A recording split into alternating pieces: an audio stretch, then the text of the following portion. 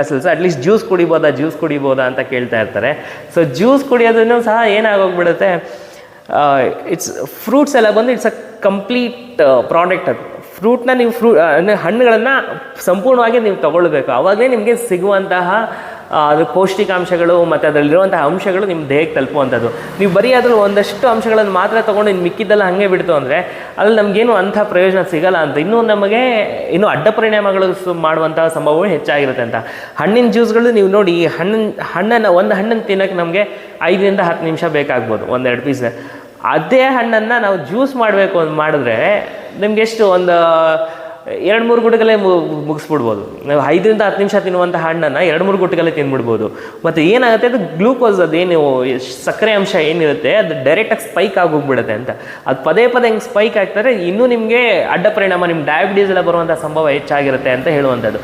So ಅದಕ್ಕೆ ನಾವು ಹಣ್ಣನ್ನು ಸಂಪೂರ್ಣವಾಗಿ ಹಣ್ಣನ್ನೇ ತಿನ್ನಬೇಕು.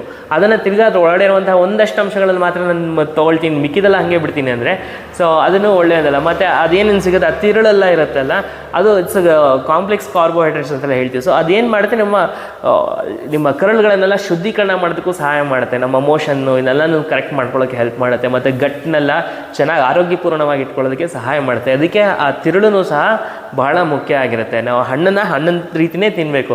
ಅದನ್ನ ಜ್ಯೂಸ್ ಮಾಡಿಕೊಂಡು ಕುಡಿಯೋದು ಅದು ಅಷ್ಟು ಸೂಕ್ತ ಅಲ್ಲ ಅಂತ